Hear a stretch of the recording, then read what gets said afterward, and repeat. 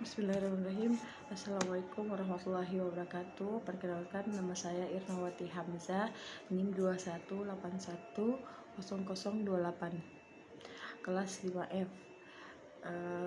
Saya membuat tugas video final manajemen strategi. Baiklah, saya mulai saja.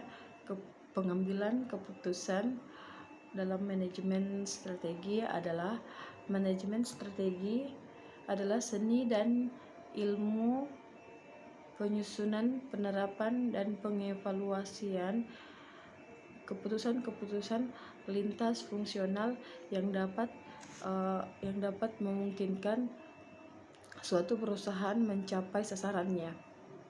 Keputusan-keputusan yang dilakukan oleh manajemen strategi adalah keputusan strategi. Keputusan strategi merupakan keputusan untuk menjawab tantangan dan perubahan lingkungan dan biasanya bersifat jangka panjang. Keputusan ini diambil oleh manajemen puncak. Fungsi manajemen puncak pada perusahaan dimiliki oleh CEO dan biasanya berkoordinasi dengan COO atau presiden, wakil presiden, eksekutif, dan wakil presiden.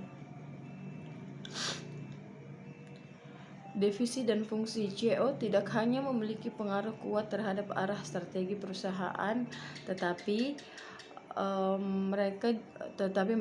mereka juga secara langsung mempengaruhi kinerja perusahaan melalui tindakan dan pernyataan mereka. Selain manajemen puncak, ada juga Dewan Komisaris. Dewan Komisaris adalah sebuah dewan yang bertugas untuk melakukan pengawasan dan memberikan nasihat kepada Direktur Perseroan Terbatas atau PT yang dipilih CEO perusahaan dan disetujui oleh pemegang saham. Manajemen puncak dan Dewan Komisaris inilah yang merupakan manajemen strategi dalam perusahaan, di mana salah satu tugasnya adalah melakukan pemeriksaan strategi. Pemeriksaan strategi adalah bentuk pemeriksaan manajemen yang melihat perusahaan dalam perspektif luas dan menyediakan penilaian komprehensif terhadap situasi strategi perusahaan. Pemeriksaan tidak hanya menjelaskan bagaimana tujuan strategi dan kebijakan dirumuskan sebagai keputusan strategi, tetapi juga bagaimana hal itu diimplementasikan, dievaluasi, dan dikendalikan dengan program, anggaran, dan prosedur. Sehingga perlu adanya kerjasama dari manajer strategi perusahaan agar pemeriksaan berjalan dengan lancar sehingga kinerja perusahaan dapat berjalan dengan baik. Posisi strategi. Porter menjabarkan 3 posisi strategi. Ketiganya tidak mutually eksklusif dan seringkali saling bersinggungan. Basis pertama didapatkan dengan memproduksi bagian kecil sebuah produk dari industri tertentu. Porter menyebutnya sebagai variety based position karena posisi ini berasal dari pemilihan produk, bukan berdasarkan segmentasi konsumen dengan yang lain. Perusahaan berusaha memenuhi sedikit kebutuhan dari banyak orang. Pembentukan strategi. Pembentukan strategi adalah kombinasi dari 3 proses utama sebagai berikut: melakukan analisis situasi, evaluasi diri, dan analisis pesaing, baik internal maupun eksternal, baik lingkungan mikro ataupun makro. Bersamaan dengan penaksiran tersebut, tujuan dirumuskan. Tujuan ini harus bersifat paralel dalam rentang jangka pendek dan juga jangka panjang. Maka di sini juga termaksud dalamnya penyusunan pernyataan visi, cara pandangan jauh ke depan dari masa depan yang kemungkinan, atau pernyataan misi bagaimana peran organisasi terhadap lingkungan publik.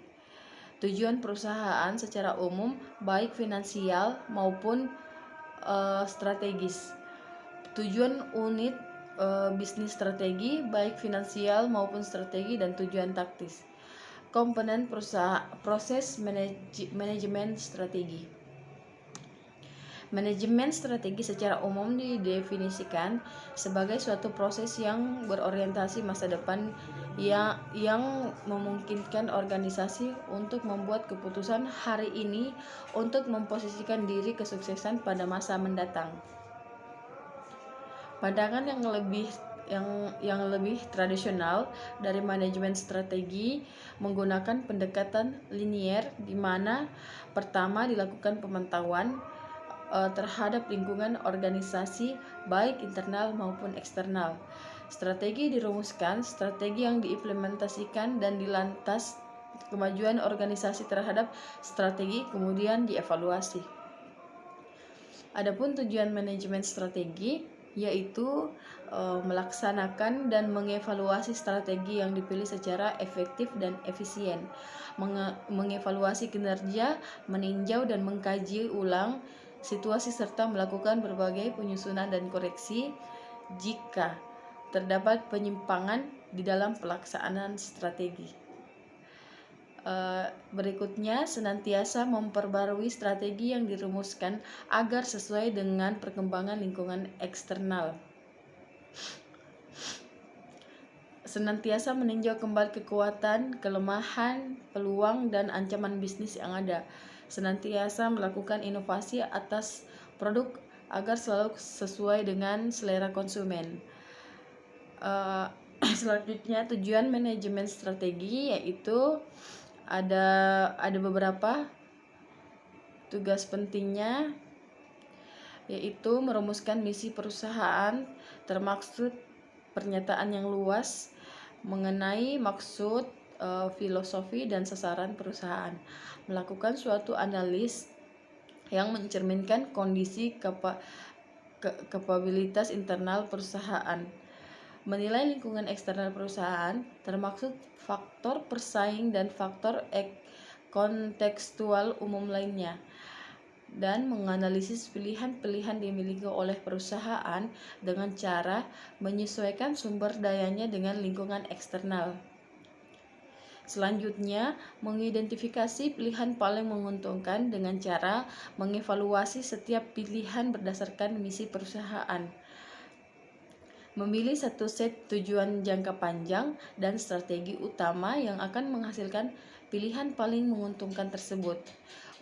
Mengembangkan tujuan tahunan, strategi jangka pendek yang sesuai dengan tujuan jangka panjang dan strategi utama yang telah ditentukan. Mengimplementasikan strategi yang telah dipilih melalui alokasi sumber daya yang dianggarkan,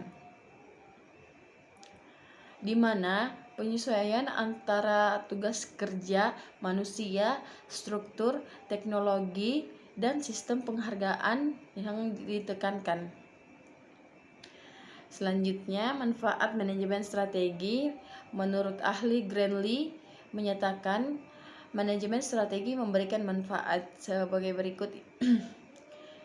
Memungkinkan untuk identifikasi penentuan prioritas dan eksploitasi peluang, memberikan pandangan objektif atas masalah manajemen,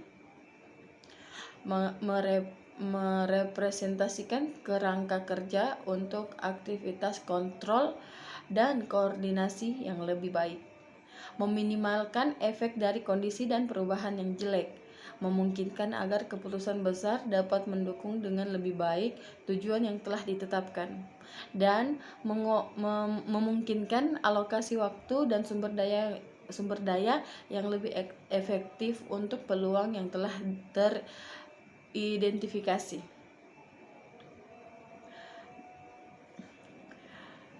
Selanjutnya, fungsi dinamika organisasi. Dinamika organisasi merupakan kebutuhan bagi setiap individu yang hidup dalam sebuah kelompok. Fungsi dari dinamika organisasi itu antara lain: 1. Membentuk kerjasama saling menguntungkan dalam mengatasi persoalan hidup, atau bagaimanapun manusia tidak bisa hidup sendiri tanpa bantuan orang lain. Yang kedua, memudahkan segala pekerjaan, seperti banyak pekerjaan yang tidak dapat dilaksanakan tanpa bantuan orang lain. Yang ketiga, mengatasi pekerjaan yang membutuhkan pemecahan masalah dan mengurangi beban yang terlalu besar sehingga selesai dengan cepat, efektif, dan efisien. Seperti pekerjaan besar dibagi-bagi sesuai bagian kelompoknya masing-masing atau sesuai dengan keahliannya. 4. Menciptakan iklim demokratis dalam kehidupan masyarakat. Contohnya seperti setiap individu bisa memberikan masukan dan berinteraksi dan memiliki peran yang sama dalam masyarakat.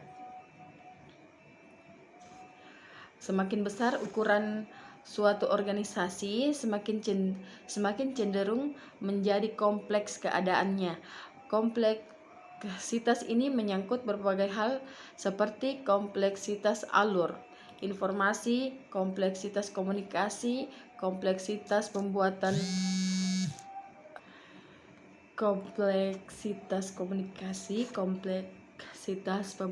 keputusan, kompleksitas pendelegasian wewenang, dan sebagainya. Sebagai contoh, seorang pemimpin yang ingin memajukan organisasinya harus memahami faktor-faktor apa saja yang menyebabkan timbulnya konflik, baik konflik di dalam individu maupun konflik antar perorangan, dan konflik di dalam kelompok dan konflik antar kelompok. Demikianlah materi yang telah saya bawakan. Lebih dan kurangnya mohon dimaafkan. Assalamualaikum warahmatullahi wabarakatuh.